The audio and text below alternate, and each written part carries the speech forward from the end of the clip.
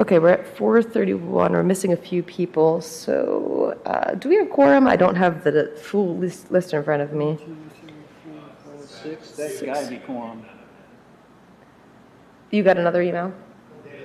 Okay. We got 6. And then Tressa was not able to come as well. Oh, I'm so sorry. She emailed me only, I think, for that. So I haven't heard from him specifically. Did you see something? I'm not sure, so maybe he's still coming yet, but that would be the only person potentially I think that we would be waiting on then, so we can probably just go ahead and get started and start with everyone saying their name. Thomas Dewhurst, member. Damaris Potter, member. Sharon Deaver, chair. David Benak, vice chair. Rachel Yondel, member. Stephen Romanelli, member. Hey, David, you got fuzz on your mask. Spider webs. Alrighty, and I would entertain a motion to approve the agenda, but I guess I would like to add that there's a few more motions to add people to subcommittees that weren't listed from the minutes that I think we need to rehash real quick. So besides that amendment. I move to accept the agenda with the edits as mentioned. I second that. Okay, any discussion? Hearing none, all in favor, raise your hand or say aye. All right, unanimous, and moving on. Same with the approval of the minutes that you all should have seen in your email. Any suggestions? I did notice some of the conversation missing about the subcommittees, but if we just can re-go over that, then it should be fine. I don't know if there's any other edits, or I'd entertain a motion.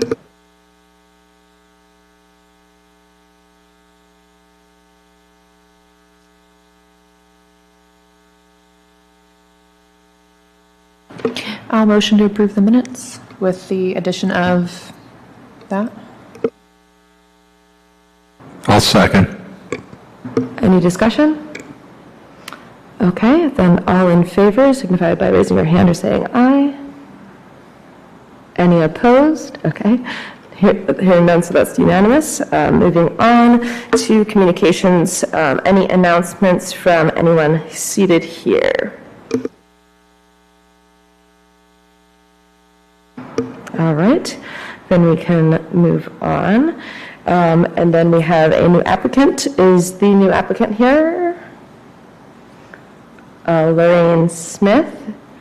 Did they definitely confirm that they were able to make it for this part of the process? Okay, so if they come later, we can add that a little later. We are going pretty quick through it right now. So let's see, moving on, is there anyone on the phone lines for public comment? And up next would be anyone in the audience for public comment. And just a reminder, we do that again at the end of the meeting in case something came up during the meeting. No calls at the time, so we can move on to, is anyone in the audience interested in coming up for a comment? You go to the podium. This is the applicant? Okay, great. Well, it doesn't look like anyone in the audience is coming for public comment, so we can go right back to where we were just a second ago for the intro of our new applicant. You can, I guess, come to the stand right up here. Justin, I assume you had gotten this, so did you want to start by introducing, or did we get the email for the application? Because I don't remember seeing that. No? There's no email. There's a form. The form had some personal information of others, so I didn't share it with everyone. Okay. Sometimes I get a resume. We didn't get a resume, which I don't know if it's a requirement, but that's what we're here now to discuss, I guess. Okay. Typically, we do see that information. It's not like we need to share it to everyone, but that's how we've always done it.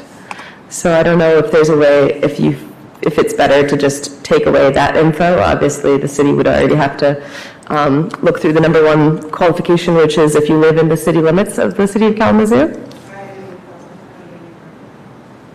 And so can you speak clear? Sorry.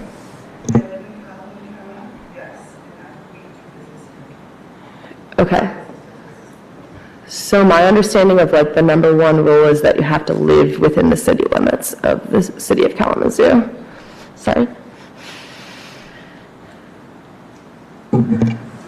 Yeah, that's correct. You have to be a citizen of Kalamazoo. And here for the home address, we don't have a city listed. Okay. I'm not sure why there's, yeah. Yep. Okay. How should we proceed? This has never happened before. Yeah, I guess we can thank Ms. Smith for coming.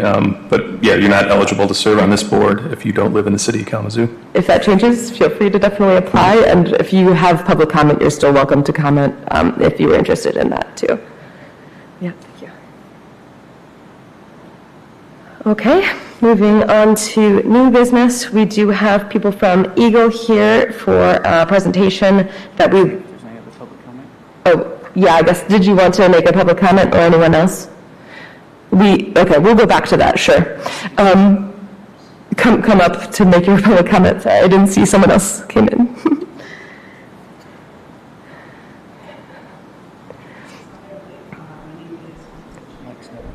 We don't have the mic on. Can we get that on? Sorry.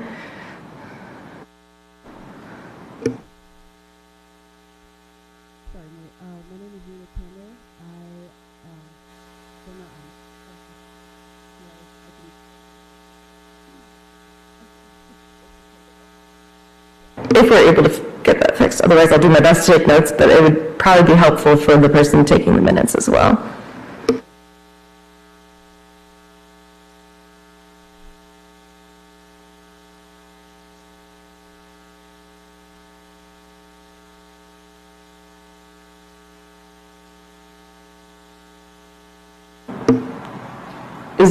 Are we good, or are you not sure yet? Sorry, I can't see. Okay, sorry. One moment, please.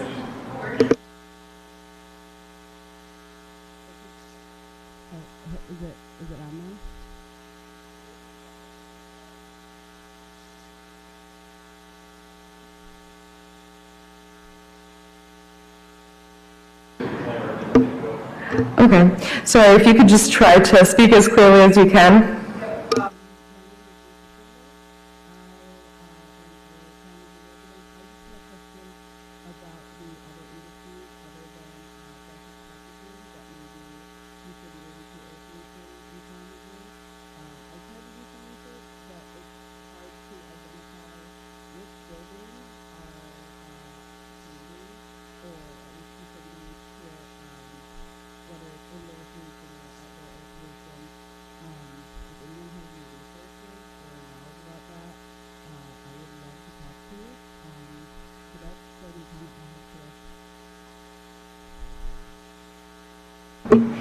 Rita, one question. I do have that monitor to get back to you at the end meeting. The other thing, you can look at the city's website and look for the GIS map, and that will give you the owner of every parcel if you look at it. So that might, if you're looking, that might help you find places. Yep.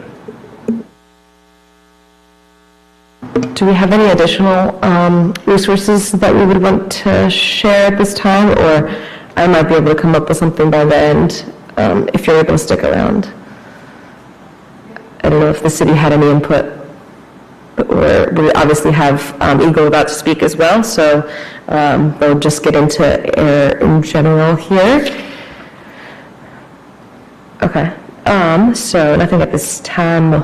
And hopefully we can get the mic working for the next agenda item, which I believe he's working on at this moment, which is the presentation update PM 2.5 given by the Air and Quality Division of Michigan's Department of Environment, Great Lake and Energy, also known as EGLE.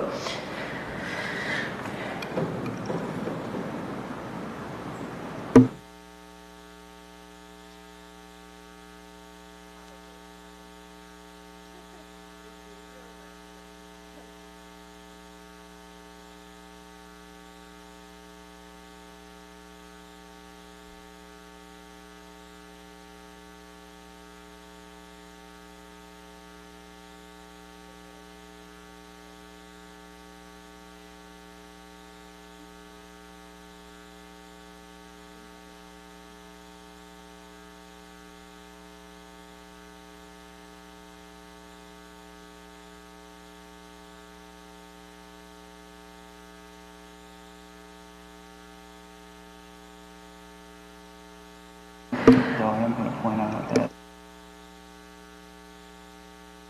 I just realized that we don't have it on this version of the agenda to check to make sure we're live streaming on Facebook and YouTube. So while we're waiting, I'm going to check in on that. If anyone else knows, you can feel free to chime in.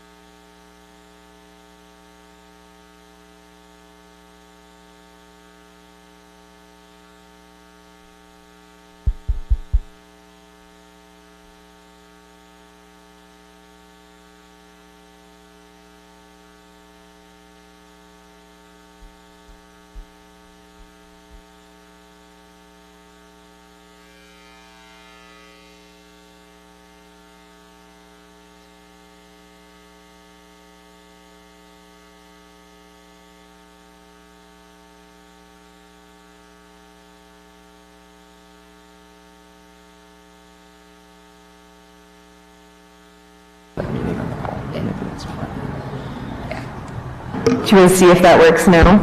Awesome. Oh, hello.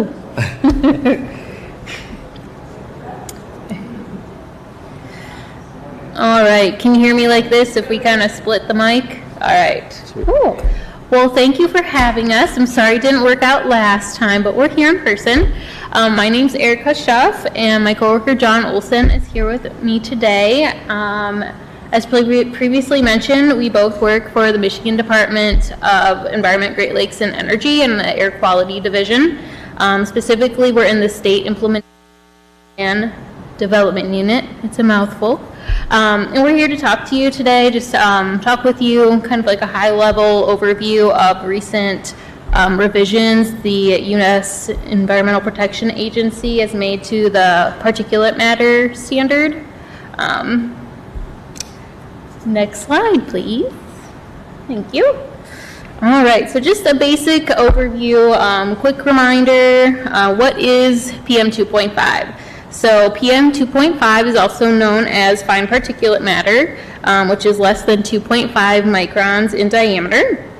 And then for those who can see the screen, on the right-hand side, we have an up-close image of a piece of human hair, which ranges between 50 and 70 microns in diameter.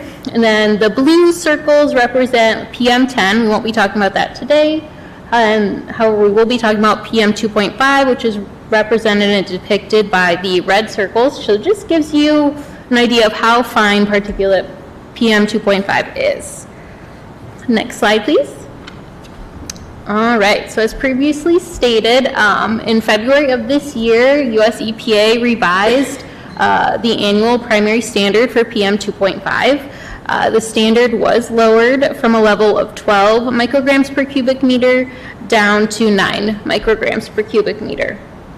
And then later on in our discussion, John will cover why they made that decision. Next slide, please. Thank you. So kind of reiterating what was on the last page, but EPA promulgated their final rule in February of this year, published the rule in March, and the rule became effective on May 6th of this year. And again, the standard for PM 2.5 was lowered from 12 down to 9 micrograms per cubic meter. And I just have on there for fun, we do have a 24-hour PM 2.5 standard. However, that was not revised. That remains the same. And I'm going to pass it on to John for the next slide. So although exposure to particulates can impact people in different ways, those of us that are the most vulnerable and sensitive to changes in air quality should be aware of the health risks of short or prolonged exposures to elevated levels of fine particulate matter. Prolonged exposure to unhealthy levels of fine particulate matter can increase the likelihood of developing respiratory conditions such as asthma, heart disease, and can result in the premature death in people with pre-existing lung or heart conditions. Even for less sensitive populations, high levels of particulates in our air can lead to short-term breathing difficulties, resulting in missed days of school or work and visits to the emergency room. Next slide. So why did the EPA lower the PM 2.5 standard? In setting this new standard of 9 micrograms per cubic meter, EPA worked alongside public health experts and scientists to determine whether risks to public health and well-being of sensitive populations are present at lower levels of particulate matter pollution than previously thought, which was found to be the case. Next slide, please. So as previously stated, the EPA has recently revised the fine particulate matter standard to 9 micrograms per cubic meter from 12 in an effort to protect those with existing health conditions that make them more sensitive to all levels of particulate matter exposure. Over time, average ambient air concentrations of particulates have been on the decline as more stringent federal and state regulations have been implemented and emissions from industry and mobile sources have decreased. You can go to the next slide. So I don't know if the people online are going to be able to see this, but we include this slide to illustrate that ambient air concentration readings of PM 2.5 at our monitor located at the Kalamazoo Fairgrounds have gone down substantially since the early 2000s as new national ambient air quality standards have been put in place by EPA and met through planning work at the state level here in Michigan, although over the past few years we have seen an uptick in PM 2.5 concentrations at this monitor. You can go to the next slide, please. All right, so what is next? So us at the Air Quality Division, we're going to be working on recommendations for area designations to submit to US EPA. What does that mean? We need to recommend areas of the state that are in non-attainment, so areas that are above the standard. As you saw in the last slide, the EPA recently issued their final values and the Kalamazoo monitor is over that 9 at 10.4. So we'll be looking at the Kalamazoo area to classify how much of the area should be considered non-attainment. We'll also need to classify other areas as in attainment or unclassifiable, so maybe more rural areas that there aren't as much information at. Let's see, next slide please. Thank you. All right, so what will we take into consideration during this work? So first we're going to look at our air quality data. As I previously mentioned, we have that monitor in Kalamazoo and we know that monitor is violating the current standard. So we'll complete a 5-factor type analysis on the Kalamazoo CBSA area, so our core-based statistical area. I think for Kalamazoo, was it just Kalamazoo County? I'm trying to remember. I think it's Kalamazoo, Calhoun, and St. Joseph County. Okay. Yeah, so we'll take a look at the counties included in the CBSA area Kalamazoo County is in. And we will then look at emissions data, so look at our point and non-point sources, what kind of emissions or air pollution do those different sources put out. Then we'll look at our meteorology, so this helps us look at how the pollutants are transported through the air. So hypothetically, we'll look at different like wind roses, and that'll show like the direction the air generally comes from at the monitor location. So if it's from the south, we'll want to see like what sources are to the south of that monitor, see what's contributing over there. Then we'll try to look at some meteorology monitoring, which will tell us how pollutants that end up at the monitor location, where they backtrack from generally at our higher days. And then we'll also take into account like geography and topography. Michigan's pretty flat, so that might not have too much of a play, but we'll take a look at that.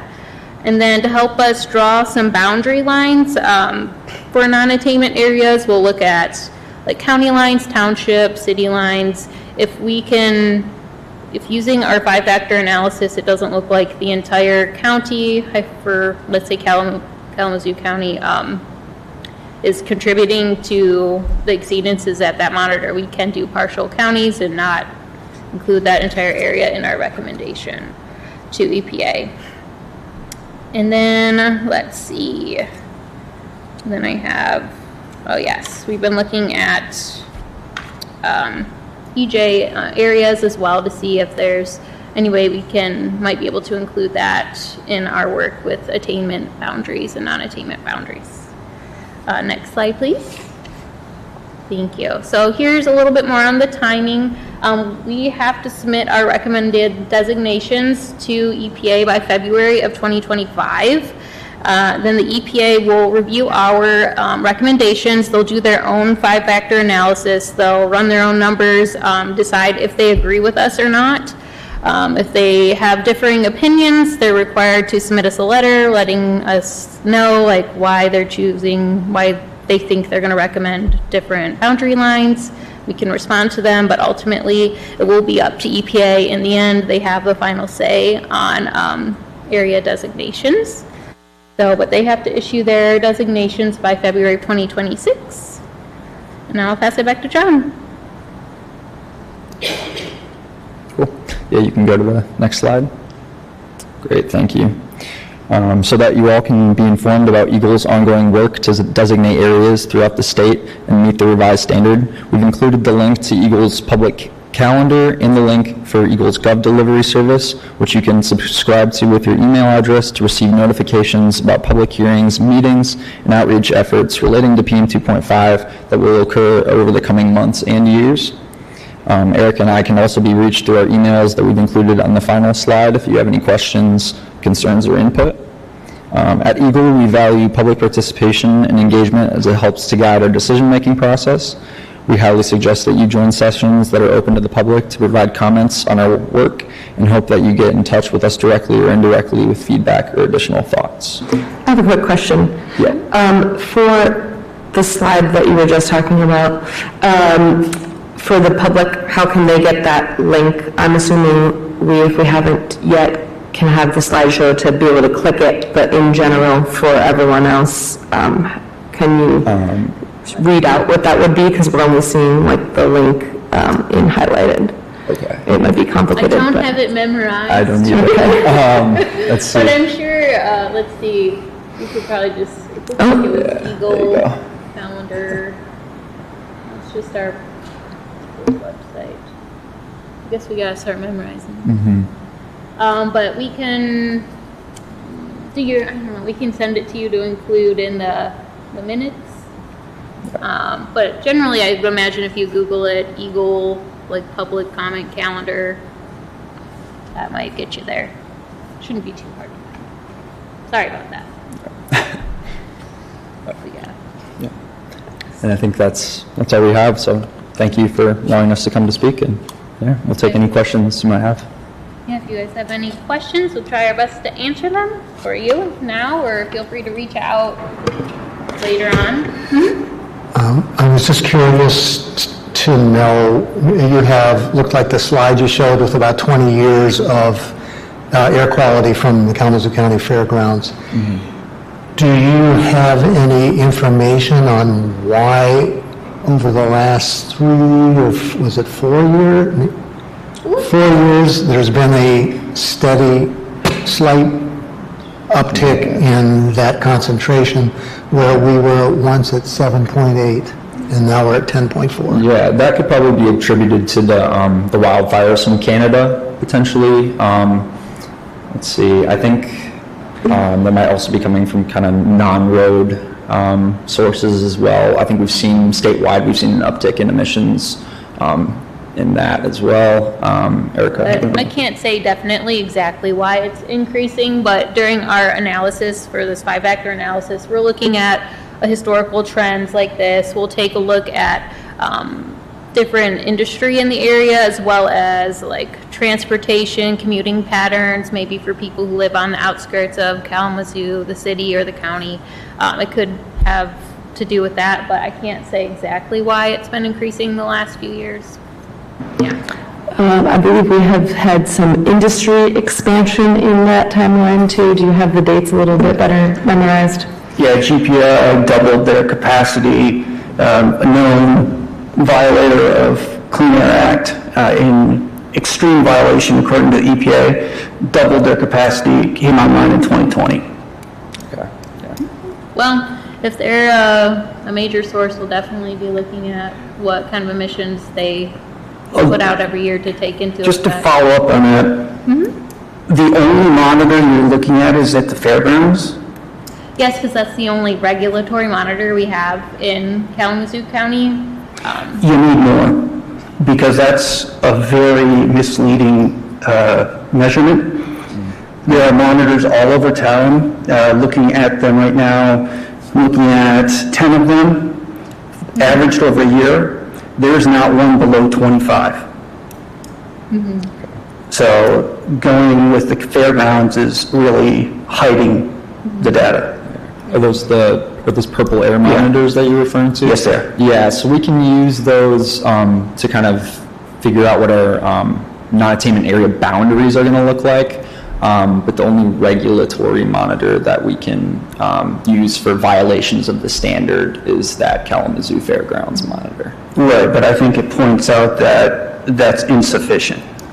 We can take that back, and if you guys have that concern, John and I aren't in monitoring, so we aren't as knowledgeable on exactly why and how many monitors there are in the counties, but if that's a concern, that's something we'd want to hear about. So We do have periodic reviews of a monitoring network, so I think whenever that next one comes up, I think that might be something we could take into consideration. So yeah, we'll get back to our colleagues with that.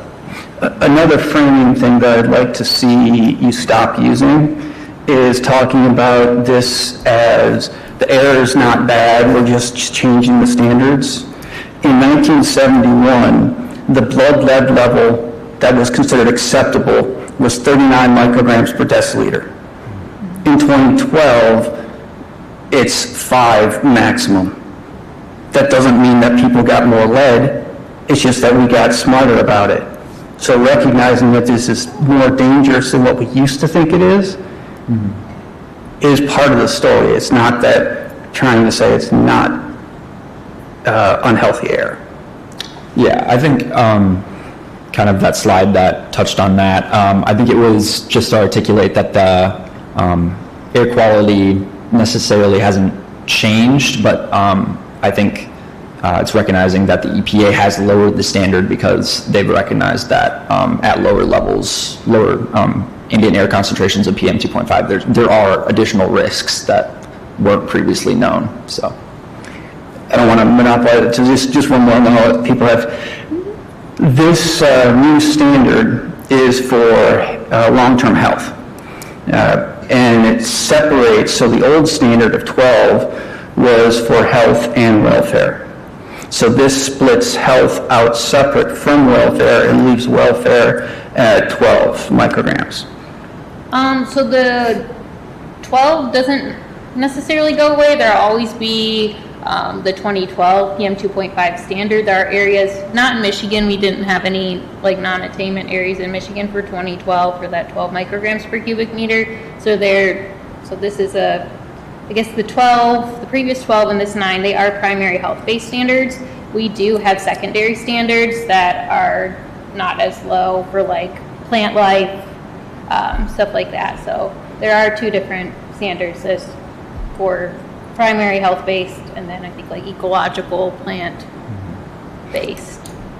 Oh, sorry, just one more. On the slide that talks about PM, what is PM 2.5, the one with the hair, it says with the sources of it, I think you have fires and auto and smokestacks. Just a few. Obviously, there's more. Right. I think it would be important to include industry in there rather than pretend that that's not a I mean, most source. decks are from industry in my eyes, but I could clearly update that for another one. I appreciate it. Thank you. Yeah, I might have missed it in the presentation, but how long did you guys say that you would need to file this report to the EPA? How much time do you have? Yeah, we have until February of 2025, so just Okay. under a year. Okay, and also, just wondering when looking at the data you're going to be using, like the meteorology, geography, I guess how will you classify environmental justice areas in Kalamazoo? Like what criteria will you be looking for, looking in those areas? So the state, our Eagle in particular, has it was draft, but now it's finalized. That happened recently. It's a Michigan environmental justice screening tool, and it takes into consideration kind of a variety of different factors, socioeconomic, environmental, other factors to kind of create a overall score that allows us to essentially figure out which communities throughout the state are the most disadvantaged. And I think the threshold that we're using, or that was recommended by the Office of the Environmental Justice Public Advocate, was I think it's the 80th percentile. So I was kind of tasked with putting those maps together and collecting that data. So I'd be happy to send that over to you if you would like. Yeah, that'd be great. I have a follow-up question related to that. How do you define the lines for where you're going to say that population is included? Are you using zip codes? Are you using, what is the map? Census tract data. Yeah. So that's kind of built into the tool, but I think that comes from the U.S. Census Bureau. So.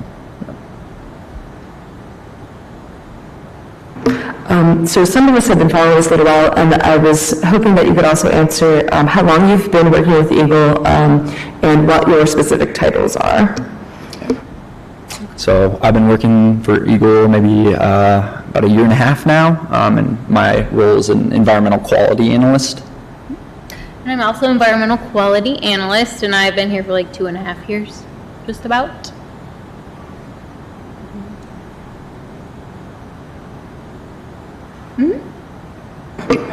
Back to the air quality monitoring, do you have any idea what it would cost to put another, what is it? Regulatory monitoring? Regulatory monitoring system in I place? have to guess. I know they're pretty pricey. I want to say like $250,000 or something around there. I would just be guessing on that, but it's pricier than the purple air and whatnot. Okay, thank you. I was also curious, on average, how many of those monitors does each county have? Is Kalamazoo different in that we only have one, or is that? I think it's dependent upon kind of urbanization and how clustered industry is. Like Wayne County, just based on their population, I think they have quite a few monitors. But if you get into like rural areas of the state, they're less. Yeah. Thank you. So, yeah, like Lansing area, we have one. Detroit probably has like, maybe, I'm guessing, like 9 or 10. Then there's only one maybe in Houghton City. They're very like spread out. It has a lot to do with the different standards that come out and like population and whatnot. Thank you. There are other ways to, besides $250,000 monitor. You could do like SUMA canisters and the TO15 analysis. That's going to be about $1,000 a sample, and that would be comprehensive, and that's scientifically valid to any lab. Yeah, so EPA sets the guidelines for us and how we can monitor, but there are different ways. Like we've had different projects where they put out SUMA canisters and whatnot throughout different communities for short-term like monitoring, but EPA has the final say on what type of monitors they'd like us to use for our criteria pollutants, including PM.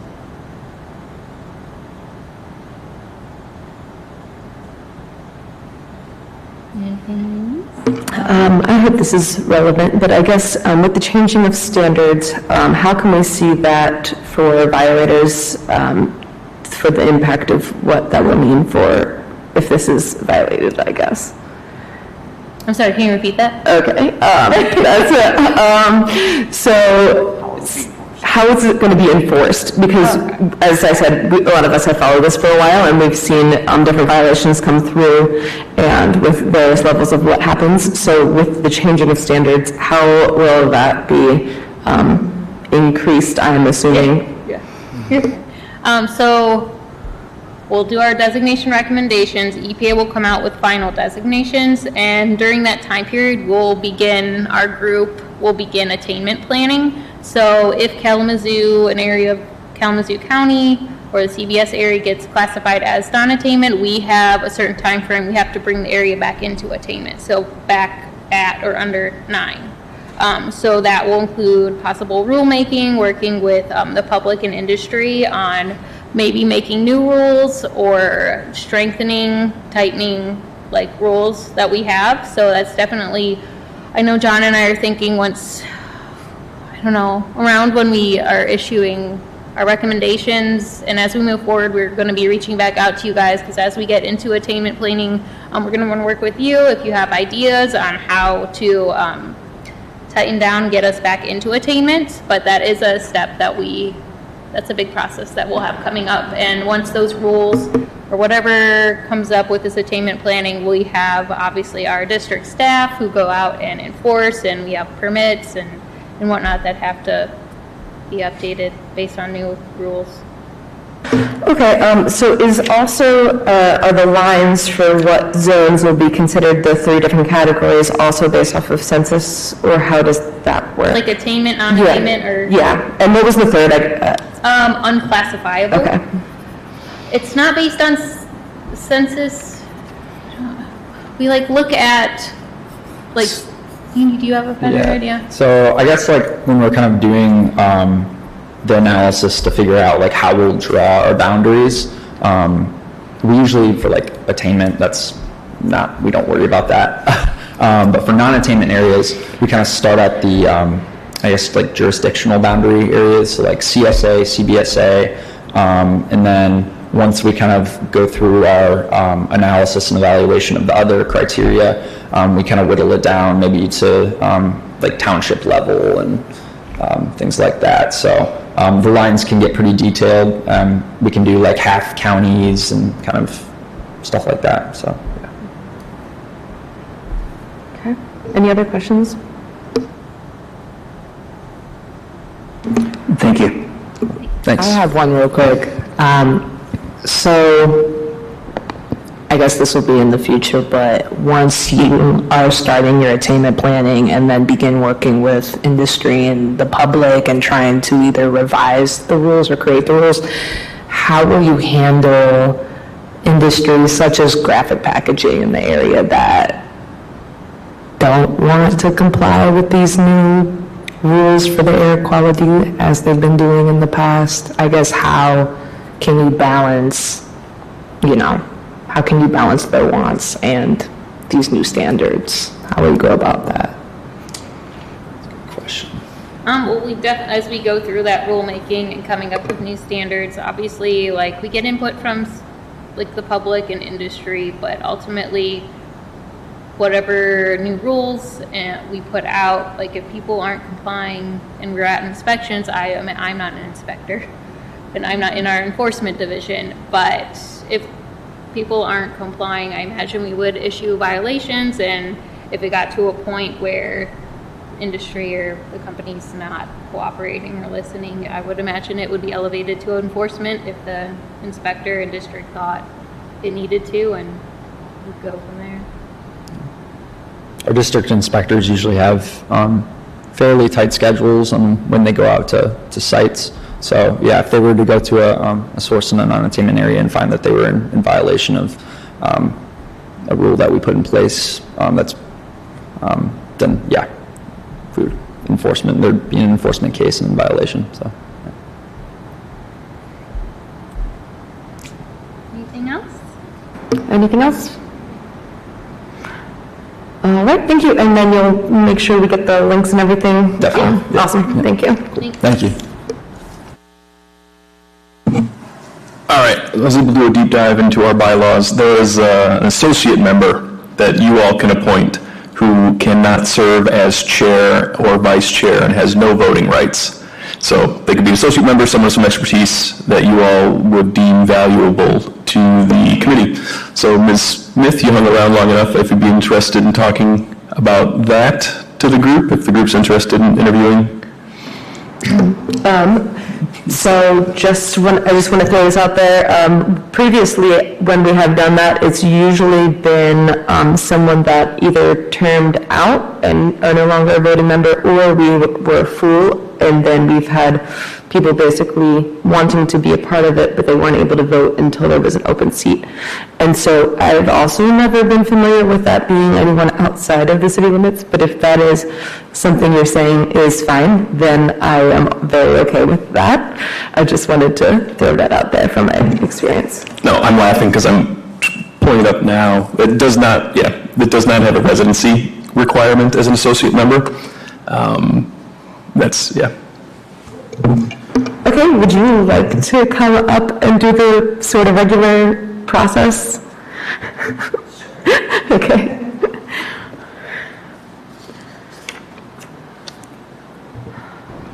Okay, and normally we would do something like sharing part of the resume, but I guess since we haven't seen anything, if you want to tell us what your interest is, we can start with that.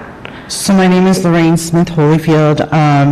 I have actually worked in air quality since 2017. I started with one really large nationwide company, and I just started my own. So I'm kind of more interested in how I can be of assistance and, see where we can go with things. I've had a lot of experience working with Eagle, working with other companies, so on and so forth, so. Okay, and then I guess if you wanted to, you spoke a little bit about this, but if you wanted to speak to what your qualifications, it doesn't necessarily have to be anything specific, but just what you feel like you would really bring to the table. So I am NRPP certified, I'm ARS certified, I sit on the IEMA board for the state of Illinois. I'm certified across the nation actually for radon mitigation, vapor mitigation, et cetera, et cetera.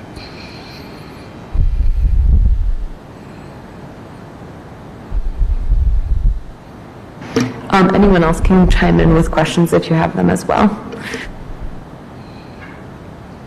Yeah, I have a quick question. I guess, can you speak to any specific projects you've worked on in the past, maybe with Eagle or anyone else? Without divulging too much information, I can tell you there's a really large project coming up in Wayne County that my company is actually over. It's a very large building, lots of vapor contamination. We're working with benzenes, VOCs, you name it. We've kind of touched on the PFAS incident here in Michigan, but as most of you know, they're still trying to figure out how to dilute it to do anything with it. So there's contaminants everywhere.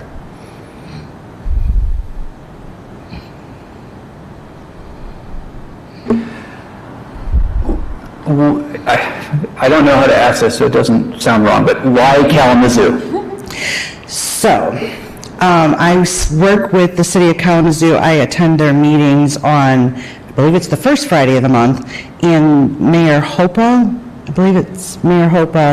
had just told me about this and said it'd be something interesting for me to get into and kind of see what's going on here, so. Which meetings do you normally attend? It's at the, forgive me, it's the land bank. Okay. And they do a lot of mitigation projects because they're usually refurbishing old buildings, et cetera, so. When people join the board, one of the things that is usually pretty common is that they have a project or an issue in the city that is kind of top of mind for them. Is there something in Kalamazoo in terms of environmental issue or topic that you would like to put some efforts into? There is one, I can't really divulge too much information because it hasn't been made like out there yet. They're currently testing with Fishbeck. But again, I'm still waiting on results for that, so I apologize. Once it's made public, I can bring it all to the table. I wasn't expecting the interview, so I apologize too.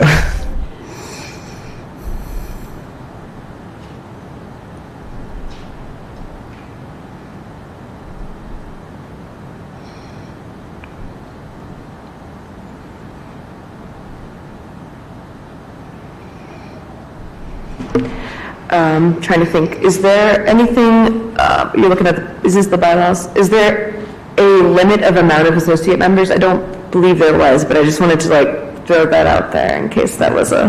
Yeah, I don't see it here. I mean, I'll confirm all this, but, reading this right now, it doesn't explicitly say that anyone would need to be a citizen or resident of Kalamazoo, but that'll get confirmed by me. I guess you all could make a vote to confirm, deny, or push it to next month when I get some confirmation.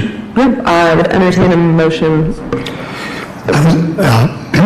Before Justin just gave us that last bit of information, I was going to ask that could we defer and possibly see what information was submitted in the application, give us a chance to review, and then come back again I think that's next good idea. month and see where we stand. I like that idea, just because we, we usually would be able to review ahead of time, and since everyone hasn't had a chance, let's do that to be a little bit more normal part of the process, but you're welcome to come back. There's a few people missing today, I don't know if we'd have more questions, but I like the idea of waiting until next month. I don't know if we need a motion for that. I move that we table any decision till our next meeting in September. I second that. Is there any more discussion? Anyone else want to chime in about that? I just want to say, I don't know how we're going to vote, but if we vote to table, please don't take that as we're not interested. Absolutely We're not. just trying to, this is Different. outside of the normal procedure, so we just want to make sure that everything is done right. Absolutely. And then, I forwarded what you filled out online, but if you could send a resume to me, we've been communicating, I can forward that to the board. Sure. To do what he said, but yeah, any other discussion, or we could just then vote all in favor, aye, or raise your hand to wait till next month. All right, thank you so much for coming in and having a last minute interview. Absolutely.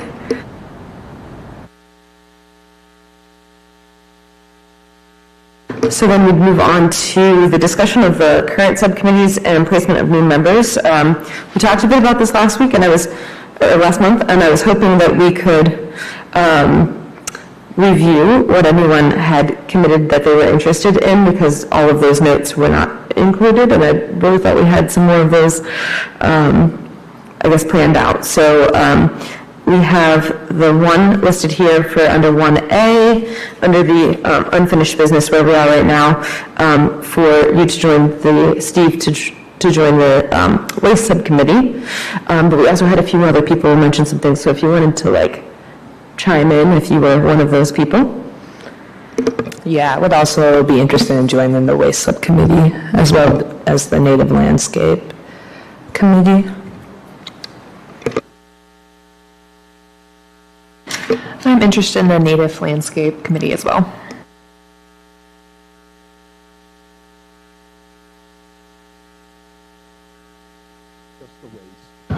Just a waste for me. And then, did we have someone that was interested in the Urban Deer Committee, I believe? No, That was David DeBack, Oh, okay. not here.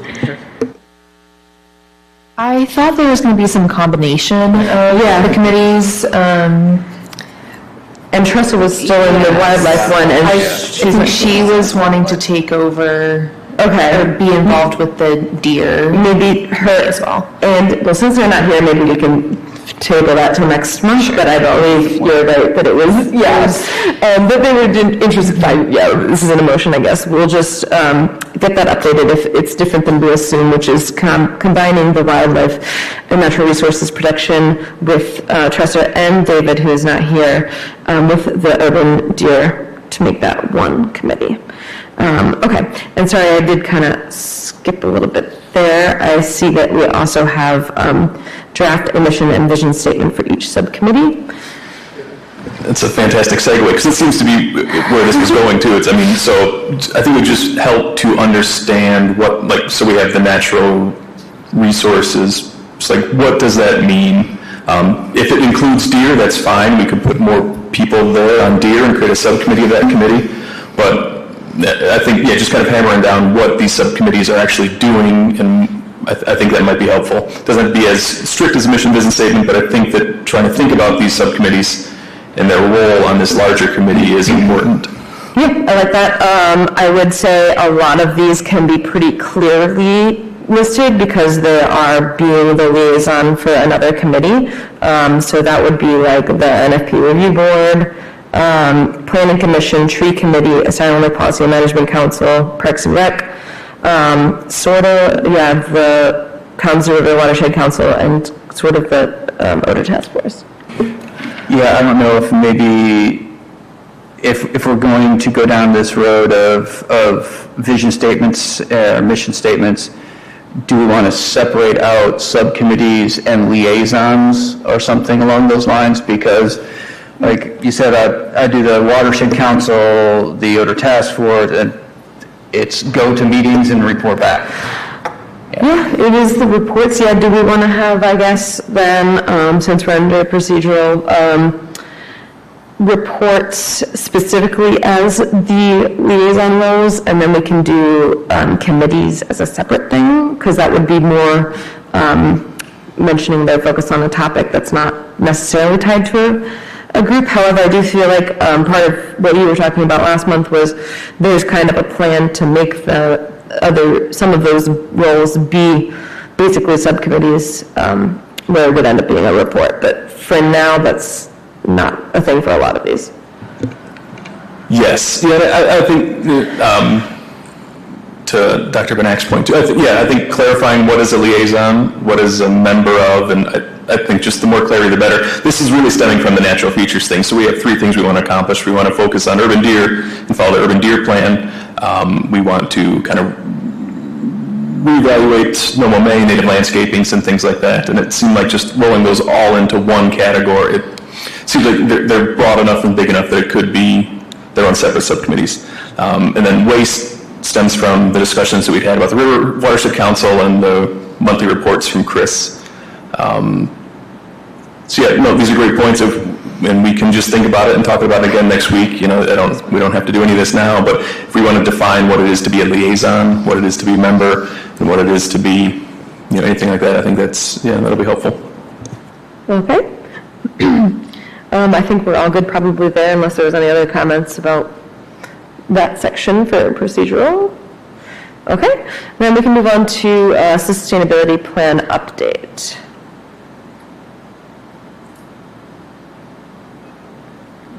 Yep, so the big thing right now, I have a short presentation about some Scope 2 emissions.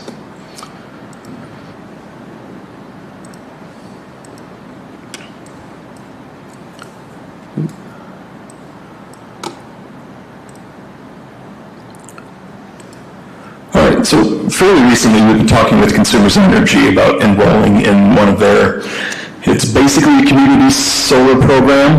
It's not a community solar program, it's an actual term, but this will be purchasing solar energy from consumers starting in 2028. We, as the city of Kalamazoo.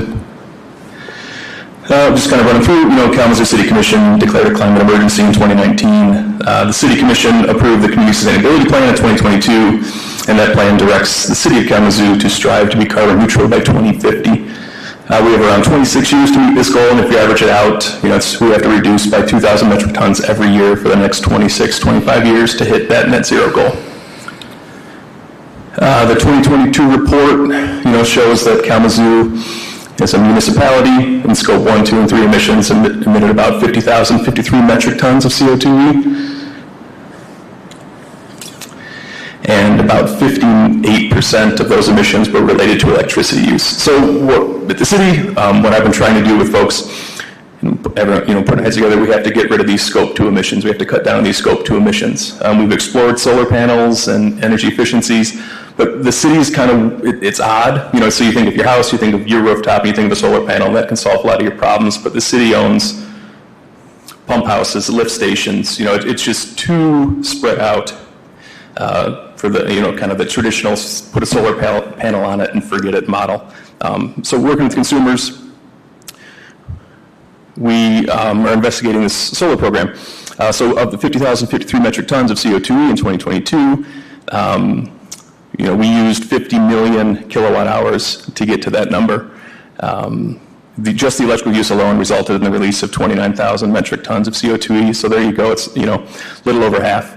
Enrolling in this program, so the way this program would work, we would commit to purchase 43 million kilowatt hours of solar produced energy, and that would equate to 24,736 metric tons of CO2e, so about 49% of our emissions. And those numbers don't quite add up because we cannot include unmetered accounts, so streetlights and traffic signals, so those wouldn't be in this program.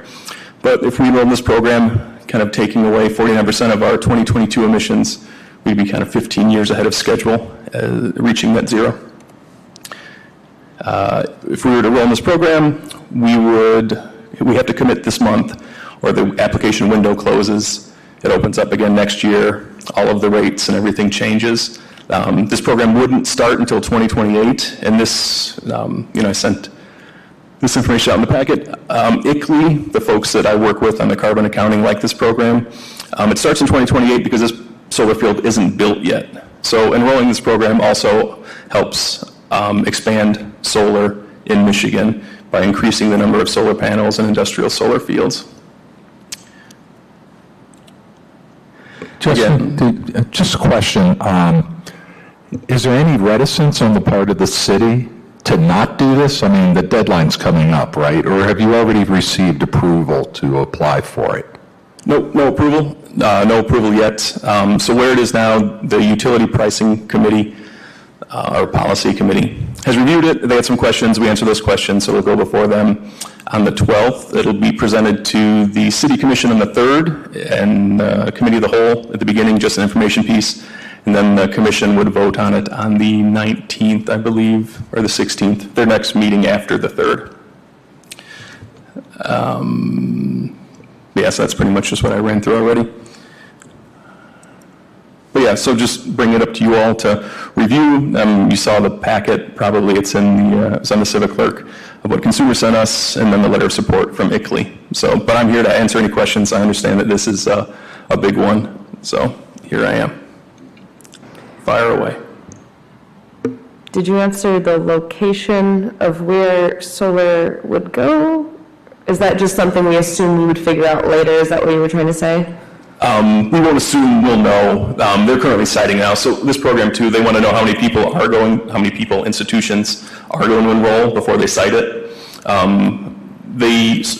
Consumers hasn't told me who is enrolling in this cohort, in this 2024 cohort. But previous cohorts include the state of Michigan, Michigan State University, Ford, and General Motors. Businesses, they need RECs. Cities, municipalities don't necessarily need RECs, but this all counts against our carbon footprint. So we would get RECs at the end of the year, proving that the energy that we used up to that 43 million kilowatt hours was produced through solar panels. It will be in Michigan. It will be on the regional grid. It will be local-ish in that sense. The location does matter, and I think that that's an important thing that should be discussed in advance before getting excited about it. We've seen a whole string of poorly cited, environmentally friendly developments in the last few years, and we need to avoid that. I would agree, and I remember the different challenges. I can't remember how long ago it was that we had that presentation from a Western or local college student, I don't remember, who just citing the different ideas of what would be beneficial in locations, and they noted the concern of putting solar over basically fields. But a lot of what that conclusion was for locally was not ideal as far as location, but you're basically saying this would be somewhere in Michigan, local-ish, so likely not here based off of that, or not, or... Based on the size of an industrial solar field, there's no room in the city for anything like that? And that's the definite model that it would be a field. It wouldn't be like some kind of combination of attempts of parking lot structures or on top of buildings, because I understand that's a very complicated process with all sorts of different extra people included. But basically, this would only be from one mass field, basically. Yep, gosh, yeah, I mean, I hate to say I'm certain, but I'm 99.999, we can keep going on the nines, that it'd be a large-scale industrial solar field, similar to what you see off 94, heading east of Owl Creek there. Just curious, the cost. I mean, is it cheaper?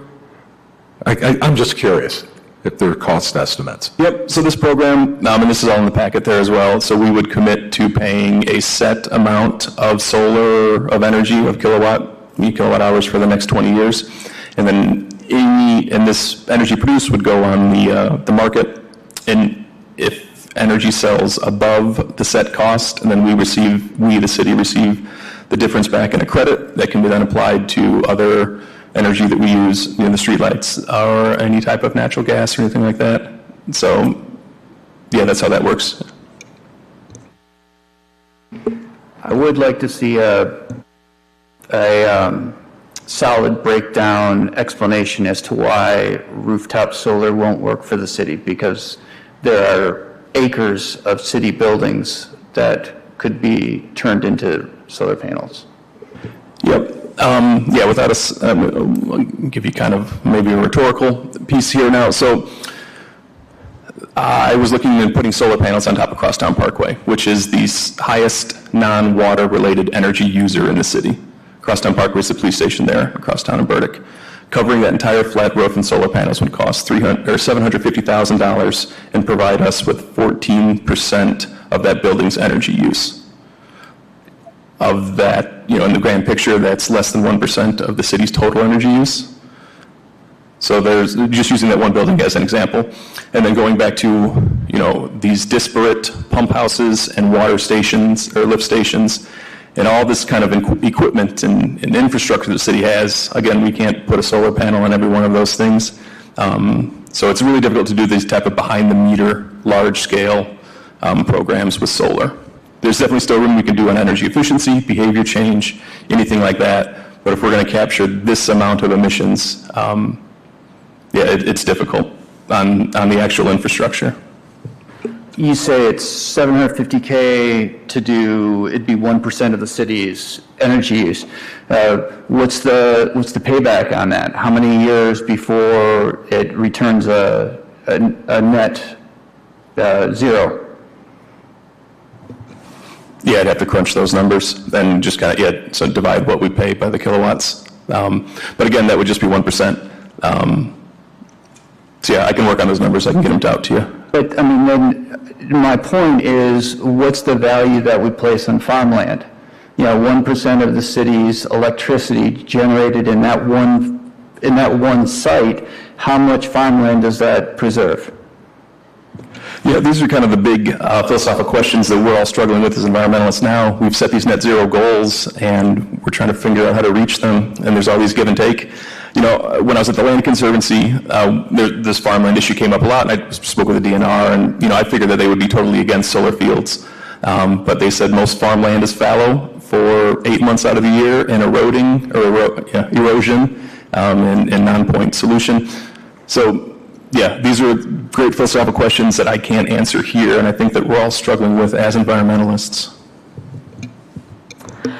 Following up with that, and you were looking at the footprint of that large building, were you including what I assume would be a lot larger of the parking lot space as well in that number? Because that's, and I get that might not flow exactly, but.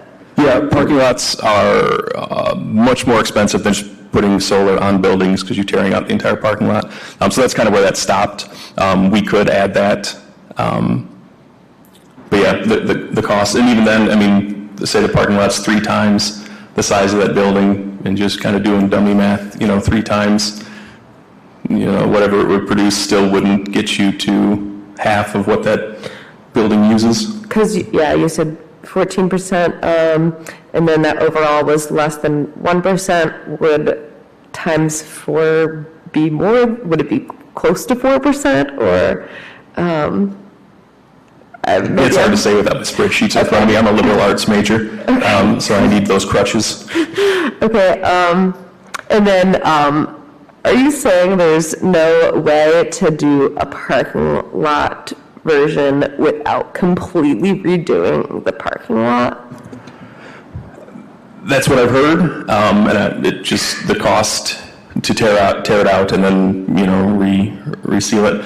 But even then, here's what I'll do. I will measure out all of the parking lots. I can do that on GIS easy enough.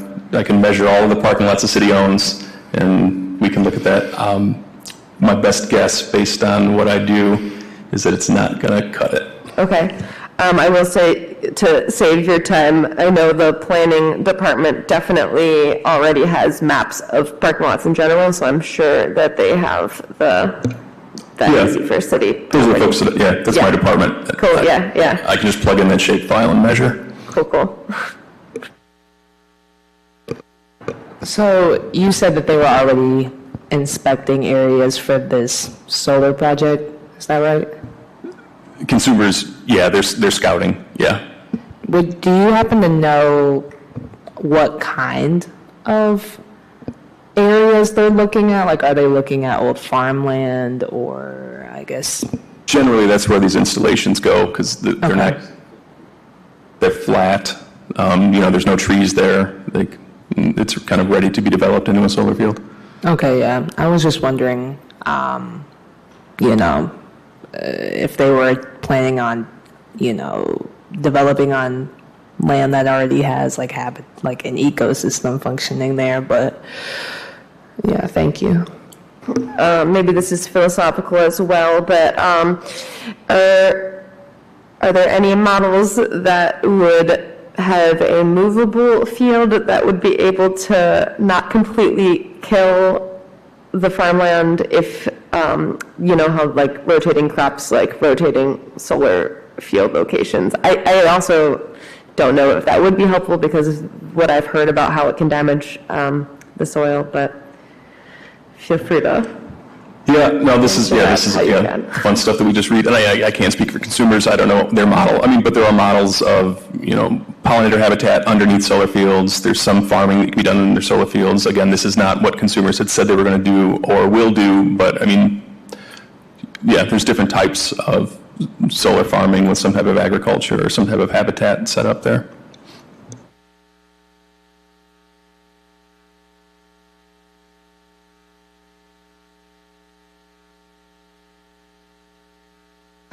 Okay. Any more comments or questions? I do see listed here the note of endorsement. So I assume you were hoping for like a motion with that? There could be. We could work up a way to do a subcommittee. I know I sent out the information last week, and if you didn't get a chance to kind of read the plan or have other reservations, we could talk, or you all are welcome to talk at any of the other open meetings as well on behalf of the board or as a citizen. So the 3rd, it'll become is the committee of the whole, so that's that early meeting, which is like an information session, sort of introduced there. That's the 5 o'clock one, and that's on a Tuesday because of Memorial Day, correct? Bingo, yep.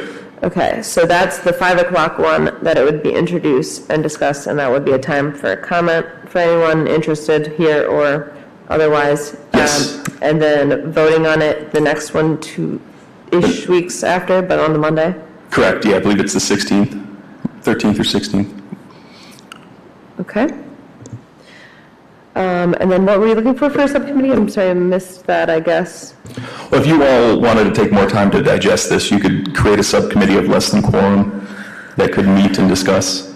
So it'd have to be less than quorum because it's not an official meeting. Yeah, and we wouldn't have the ability to create an official motion before it would be voted on at the city commission, but we could have a representative for part of the group, basically, at those meetings, is what you're saying? Yes, yes, but I mean, every one of you could come to the meeting and individuals, speak on their for behalf. Yeah.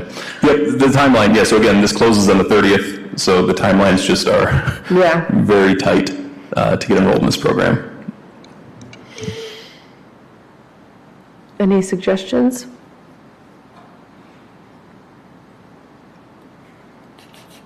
Would anyone be interested in meeting as a subcommittee for this?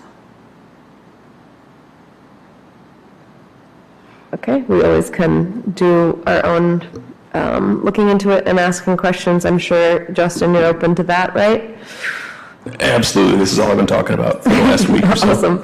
Are you going anywhere else in the community to discuss this ahead of time by chance? I'm not going anywhere necessarily. I've been emailing groups and talking to folks and kind of local. Not like, okay. So obviously people could come here as one of those kinds of places, but... Folks have been invited to this meeting about this. All right. Okay. Well, then I guess I don't hear any motions, so everyone knows that they can go to those meetings and ask questions. So I guess we can move on unless I'm missing something. Can you just repeat the meetings when they are? Oh, yeah. Where they are? So the Tuesday, September 3rd is the Committee of the Whole, and that's the 5 p.m. meeting that they go over the introduction of something, and then they would vote on it basically 13 days later, I believe, so the 16th, Monday, City Commission meeting. And that would be is it 7 p.m. for those ones after that? Yeah, those are the later meetings. Yeah. I'm trying to think, I had something else.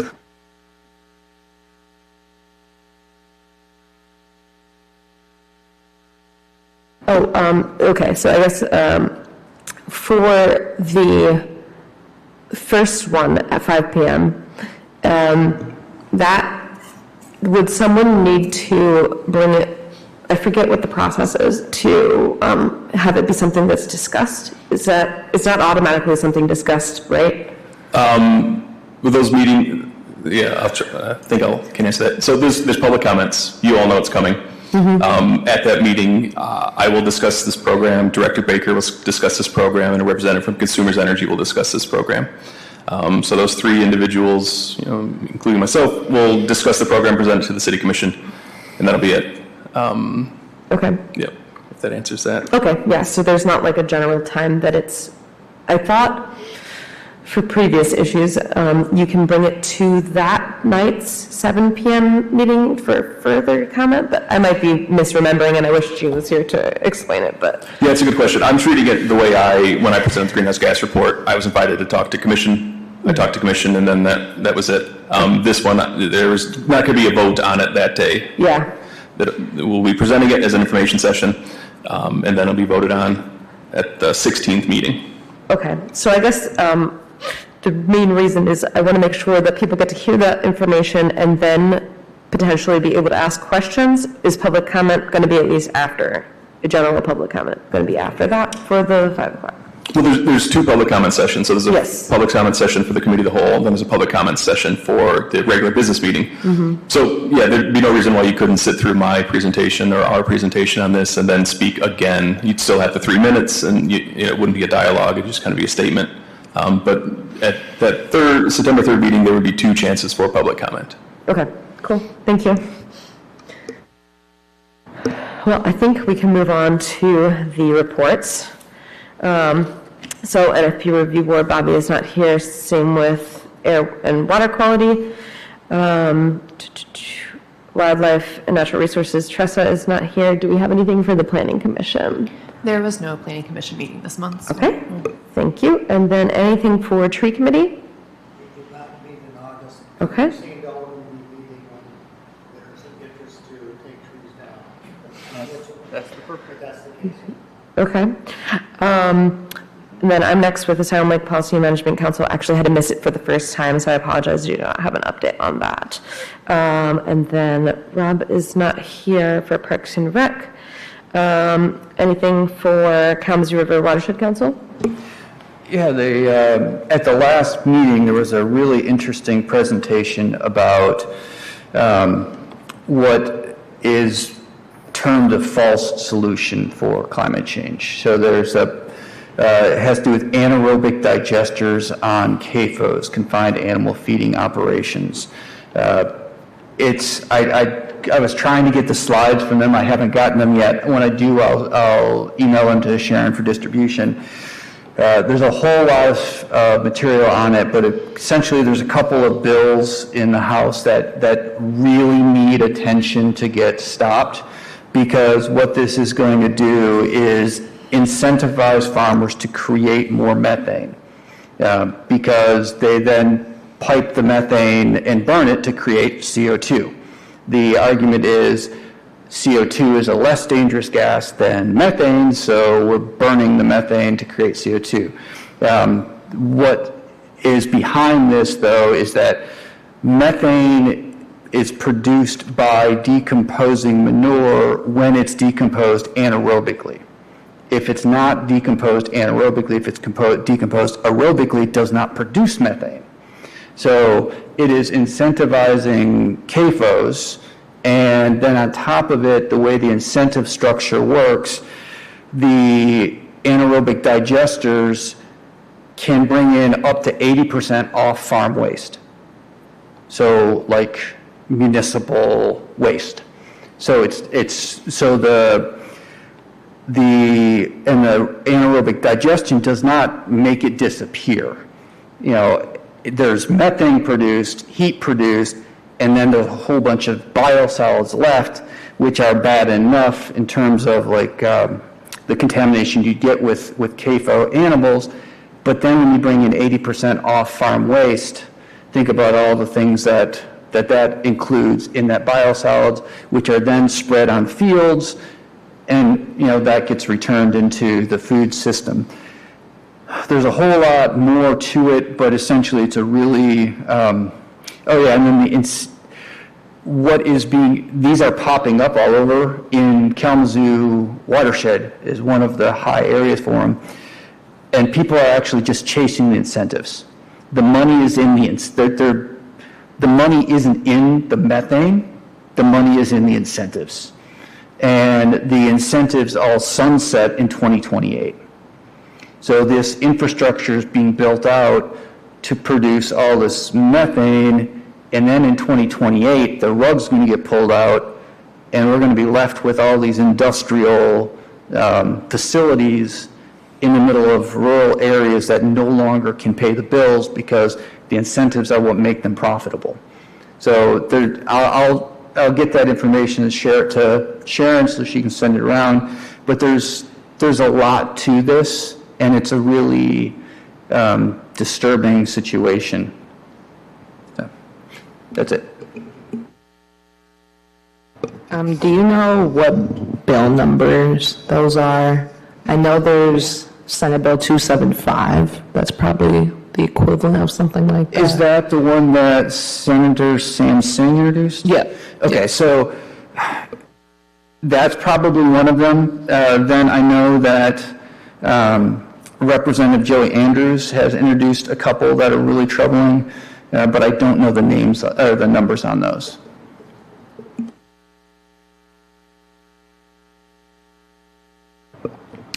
At least for this Senate bill, it looks like it will probably die in committee this session. It was introduced in 2023, the beginning of 2023. These will, I don't know about that one, but these are going to need a lot of attention because this is one of the components of the Michigan clean or healthy energy plan or whatever it's called. This is one of the ways that we're meeting renewable energy by renewable biogas. So it's, again, this is what I say, it falls in that category of false solutions. It looked good on paper at one point, but a closer inspection shows it's not solving a problem.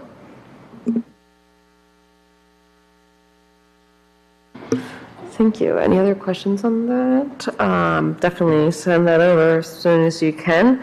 And then I don't know if we have anyone that wants to talk about waste or native landscaping as your first meeting potentially on that, but totally fair if not.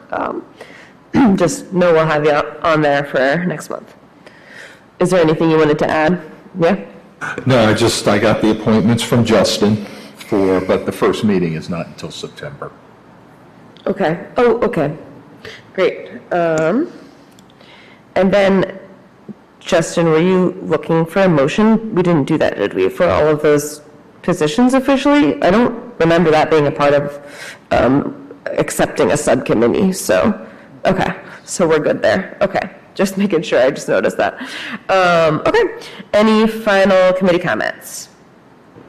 I did have one. I've been thinking a lot about ways to improve publicity for the committee. It's been on my mind a lot, especially with just the school year starting up and, what I'm involved in on campus. I actually sent an email to Alexa about that as well, and I CC'd you in it, just kind of almost looking to rebrand the ECC. I know that we have to take in public comment and kind of go with that.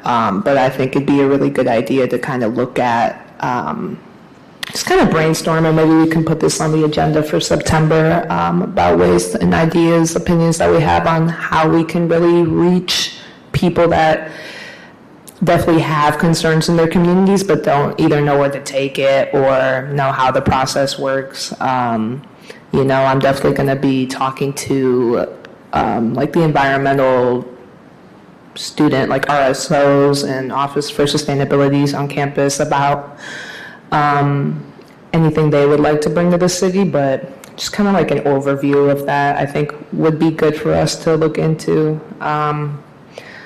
And also, I'm going to be looking to other environmental committees. I've been looking at some in Ann Arbor. They have the same process as us, but just to have a more organized way of, I guess, I'm not really sure what projects we're all really working on, if there's one in progress to submit to the city commission at all, or, I know it's kind of our own agendas brought forth here, but maybe having one subject we could all work on, just a project or two to actually come here and discuss each month.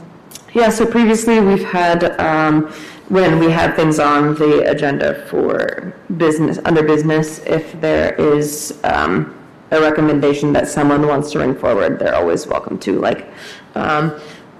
We can add, that's how we got the EPS recycling pilot program started. That's how we got the climate emergency. So we are very open to suggestions, but it's definitely dependent on what we would like to bring to the table, or citizens have also brought things to the table that we've voted on and created in motion. So everyone's always welcome to do that, and we can definitely add the public awareness to new business of something discussed next month. Yeah. And also just the subcommittees, I think, are a good way to kind of consolidate what we're working on. So shout out to Justin for that. I just want to follow up that I think some public awareness might be a good idea. Campuses are good, but I think things like the neighborhood association's annual meetings might be good to set up a table at some of those and just make ourselves available for comment. I don't know what that officially looks like, but I'm definitely open to that. I do have one more question, real quick. As a committee for the city, do we do tabling events? at all? Is that something that's happened in the past? That's why I'm not sure about that, but I know I've seen a lot of different city departments do different tabling. I think it's been suggested, but I don't know of that historically, and if it's like what the process for that is. Yeah, like would the money come from the city, or would we have to fund it ourselves? Some would waive a fee, but a lot of times you're right, tabling events would cost something, so that's, we could talk about that next month, for sure. But any other comments from anyone here? Okay, then we'll move on to checking the phone lines, and then last would be if anyone here wanted to do it. Okay, so nobody is on the phone lines. And then anyone in the audience that would like to comment? Okay. Hearing none, then we are good to go and adjourn. See you next month.